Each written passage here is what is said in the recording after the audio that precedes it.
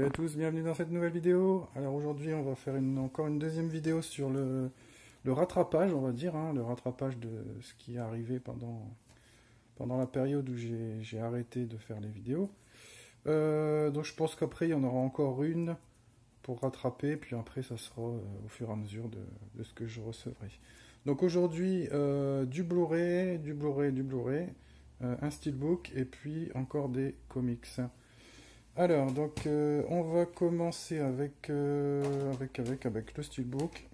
Donc, je pense plusieurs personnes ont déjà présenté, quoique peut-être pas dans cette version. Donc, le Star Wars The Rise of Skywalker, donc le dernier, l'épisode 9. Enfin, la saga est terminée, voilà. Toutes les réponses sont données, hein, ou presque.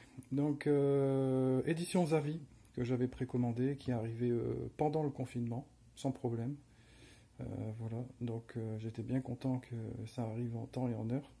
Donc petite différence, grande différence pour moi. Pourquoi avoir pris les avis? J'étais même pas sûr qu'il y avait du français, hein, mais je vois absolument celui-là. Tout simplement, comme vous le voyez, pour le titre. Donc il y a le titre sur le recto. Donc titre, je sais pas si ça se voit, voilà. Titre débossé, hop. Et puis titre sur la tranche. Voilà. Je sais pas si on voit pas bien. Voilà, vous voyez. Donc grosse différence, hein, pour moi, ça fait tout. Hein, voilà.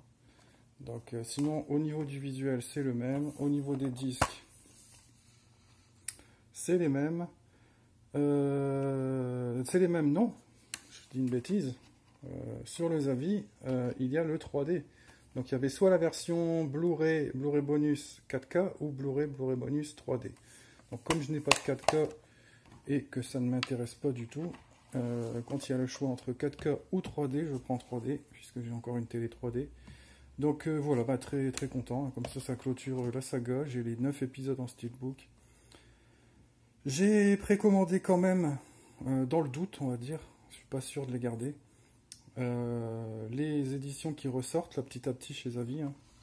Donc ils ont sorti l'épisode de 3, 4, 5 pour l'instant. Donc le 3 avec la fiche originale, le 4 avec une grosse tête de Dark Vador et le 5 avec la fiche originale. Donc je n'ai pris que le 3 et le 5 parce que franchement, moi je les ai pris pour la fiche originale. Donc s'il n'y a pas la fiche originale, je vois pas l'intérêt. Donc voilà, on verra bien. Donc c'est pour ça que je suis pas sûr de les garder. On verra, je sais pas encore. Donc voilà, c'était pour le steelbook.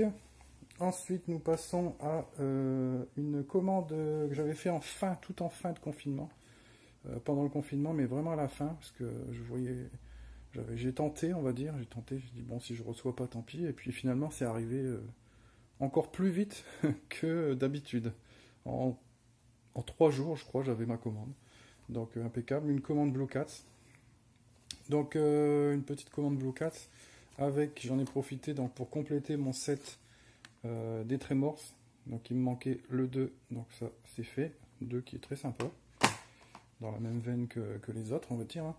Et puis le 4 que je n'avais jamais vu, qui revient sur les origines des créatures et puis des personnages, et puis de la ville surtout. La ville, je sais même plus comment elle s'appelle, la ville.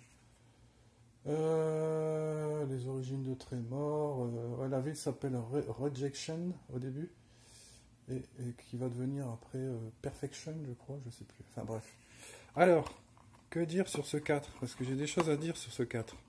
C'est que le doublage est complètement pourri par rapport aux autres épisodes.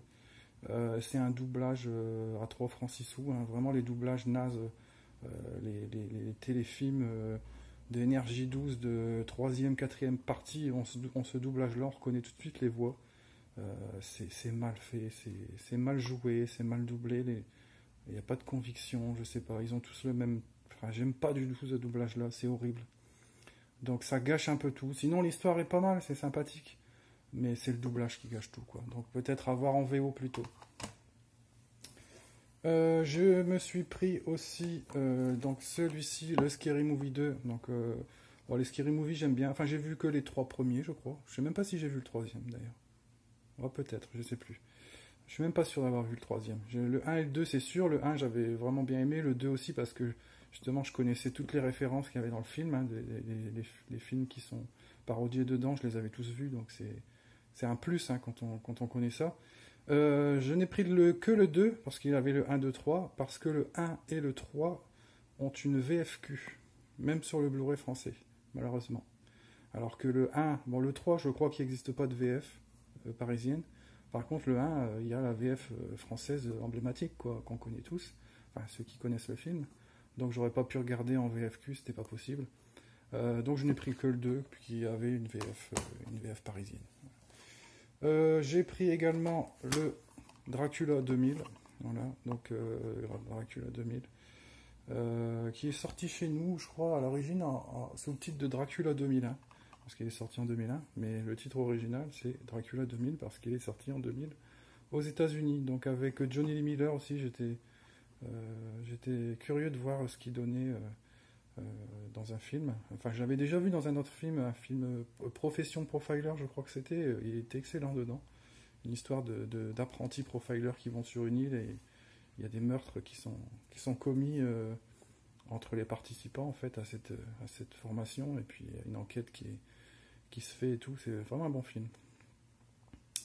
Et donc voilà, et puis bon, j'avais pas spécialement entendu de bons échos, mais c'est un film des années 90, je crois. Bah non, vous êtes 2000, vu que j'ai dit 2001, 2000, je suis bête. Des années 2000, ouais, début 2000, donc bon, c'est une petite note avec Gerard Butler dans le rôle de Dracula. Ça se laisse regarder, c'est pas complètement naze, hein, ça se laisse regarder, c'est voilà, un film de vampire assez sympathique. Et puis pour finir, le Candyman, que bon, j'ai hésité longtemps à le prendre. Je l'ai pas vu depuis très longtemps, et puis je l'ai vu, j'étais jeune, donc j'en avais pas un bon souvenir, mais ça reste quand même un classique, c'est Clive Barker. Voilà, donc et apparemment la restauration est pas mal. Il y a Tony Todd, donc je vais me refaire ça pour me redonner un avis, et puis de toute façon, bon, c'est un des films d'horreur emblématiques de ces années-là. Qui sont les années là, 92, je crois. Il manque les années 90. Ouais, c'est ça. Voilà, donc avec un petit fourreau sympathique, une édition ESC. Donc tout ça à 5,99 pièces, hein, bien sûr. Enfin, pas le steelbook, mais la petite commande chez Blue Cat. D'ailleurs, je vous tiendrai au courant parce que j'ai trouvé un autre fournisseur un peu du même genre, on va dire, que Blue Cat, avec des prix encore plus compétitifs, comme quoi c'est possible. Des titres que lui a à 5,99, là, lui, il les a à 4,99, des fois 3,99, des fois 2,99. Donc il faut être sur le pied, hein, parce que ça part très vite. Mais là, je me suis fait une petite commande, donc par exemple, hein, pour dire, pour la même valeur financière de ce lot de 5 Blu-ray, de l'autre côté, j'en ai eu 7. Donc voilà, on va voir si ça va arriver, dans quel état ça va arriver. On verra bien. Puis je vous tiendrai au courant, je vous ferai une petite pub si ça me paraît intéressant. Ensuite, du Vinted. Donc Vinted, j'avais pris, je sais plus. Il y avait 2 titres, je sais plus ce que c'était le deuxième. Bon, ça a dû se perdre dans les... Voilà, donc j'avais pris enfin... quoique j'ai peut-être pris tout seul celui-là. Donc Death Trans, c'est la suite, pour ceux qui connaissent, de Versus. D'ailleurs, c'est écrit ici, un Versus Ultimatum. Donc il y a eu Versus qui est sorti à une époque. Ensuite, il y a eu Versus Ultimate, c'était la version longue du film. C'était sorti en steelbook DVD d'ailleurs, j'ai encore. Un film qui m'avait marqué, que j'avais vraiment bien aimé, un film de zombies avec des ninjas, des gunfights. C'était vraiment un truc vraiment sympa, mais complètement dingue, quoi. Une histoire de forêt hantée, en fait, quand on rentrait dans la forêt, et ceux qui se faisaient tuer dans la forêt revivaient sous forme d'espèces de zombies. Donc voilà, puis il y avait une histoire de lutte du bien contre le mal. Et ça, c'est censé être la suite. Donc effectivement, faudrait que je revoie l'autre, parce que peut-être j'en ai un souvenir faussé, je ne sais pas, dû à l'âge où je l'avais vu, je ne sais pas. Donc je ne sais même plus si... Je pense que le personnage principal, c'est le même que dans l'autre film. Par contre, à voir, là, encore une fois, absolument en VO. Là c'est non négociable, je dirais. Faut le voir en VO parce qu'ils ont massacré le doublage. Aussi bien, enfin, pas tellement, je dirais, dans les voix, mais je ne sais pas ce qu'ils ont fait. Ils ont étouffé tous les bruitages des combats. Donc, c'est-à-dire qu'on les entend pratiquement plus. Les entrechocs de sabres, les coups de poing, tout ça, on les entend plus. Donc imaginez un combat sans tous ces bruitages. Et à la place, ils ont rajouté des petits cris des personnages qui font oh, oh, yeah, ah. Alors c'est complètement ridicule. Je ne sais pas pourquoi ils ont fait ça. Donc au bout d'un quart d'heure de film, j'ai tenté la VO. Et effectivement, avec la VO, on a les bruitages des combats, c'est nettement mieux. Le film n'est pas extraordinaire. La jaquette dit que c'est encore plus gore, encore plus de combats, plus violent. Mais moi, franchement, je trouve que c'est beaucoup moins gore et beaucoup moins violent. Et beaucoup moins de combats. Donc voilà. Mais bon, moi je l'aurais vu. Je le voulais depuis longtemps. Là, je l'ai eu pour, je crois, 1,50 € ou 2 € sur Vinted. Donc j'avais commandé avec un autre titre, il me semble. Et je sais plus ce que c'était. Enfin bref. Mais au moins je l'ai vu. J'ai enfin vu cette fameuse suite. Et pour finir, avec les Blu-ray, une commande Rakuten, pareil, où il y avait, c'était vraiment pas cher, c'était frais de port gratuit, et puis le titre était à moins de 10 €, peut-être même moins de 8 €, je sais plus exactement.